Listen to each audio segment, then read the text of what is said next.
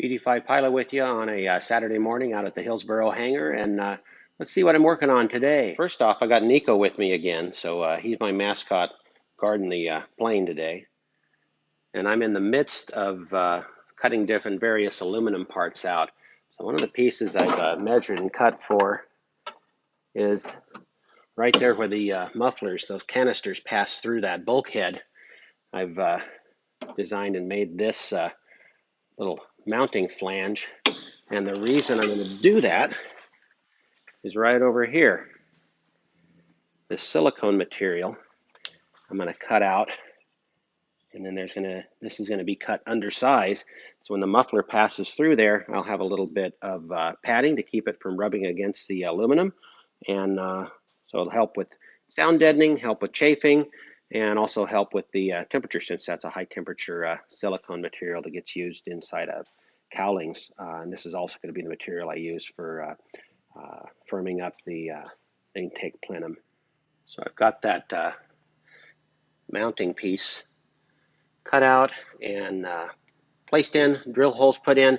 This is going to be a piece that I screw on. I don't glue this on. And then this gasket will go in there, that silicone, and be held on by the screws in the middle and both sides. And that way, if it comes time that this is not going to work, it's too thin, I can go to a thicker piece of silicone. I can make this work, but I get those drilled out to the larger size, and then countersunk for the screws I've got, and then the little cherry rivets put in so that I can screw that in, and we'll see if this works. And Nico does enjoy his walks out at the airport, so he was getting pretty loony stuck in the hangar, so we're out for a walk, and we're about to see how prop smart he is. Now, isn't that nice? It actually came out as planned, despite trying to put it in upside down once. And here's what's kind of cool. We can take that muffler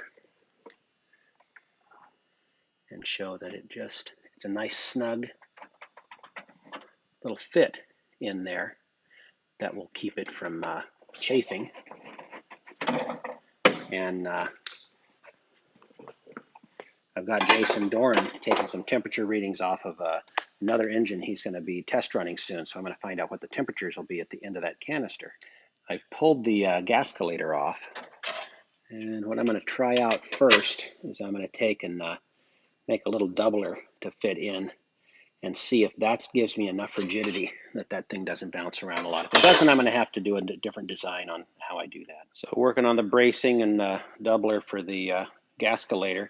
So I've created this little angle here to stiffen up the side-to-side motion of it, and then created that kind of modified L shape. I don't know what shape that is. But then I've also got a backing plate that's going to fit on the other side. So I should stiffen that up with this. I'm going to put it in with Clecos and see how that works. Well, my Harbor Freight little stool has failed on me. The bolts aren't long enough on the wheels, and they end up stripping out of this attachment. So I'll be leaning over a little more. Probably need a chiropractor after all this. Well, that does appear that it stiffens things up quite a bit, so I do believe that will work. I was getting prepared to pull that servo out and then finish up the little bracing on the aileron servo mount, but and then up drill that to 1/8 inch. But I'm seeing it's past 6 o'clock, so actually I'm going to start get ready to head home soon. And what I want to do before I leave is I'm going to pull this little plywood mount off of this motor, but then I'm going to set it up with the exhaust attached to it. So I'll have the exhaust, the intake, velocity stacks, the starter, everything on this engine as its weight will be on the aircraft. And I'll probably even set the spark plug wires and stuff on it and find out what the weight is of all of that, because some people are curious about that. Now there I have the engine with the headers, with the velocity stacks. It's actually 31.7 pounds, at this state, but let's go add some components and see what my total components end up saying. They say this is 32 pounds without those velocity stacks and the exhaust headers, so engine's actually a little bit lighter than advertised.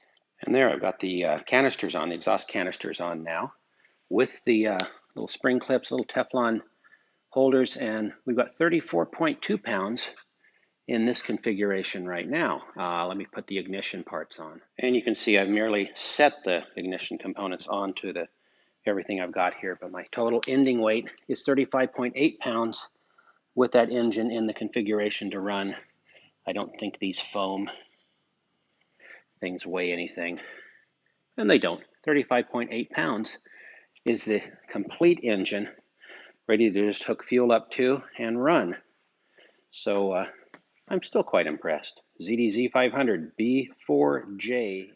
So I'm going to call it a day for Saturday. I should be back out here tomorrow, Easter Sunday, to do a little more work, see if I can actually finish up that capstan drive part of the autopilot and get that mount made. BD5 Pilot is out for now. Say goodbye, Nico.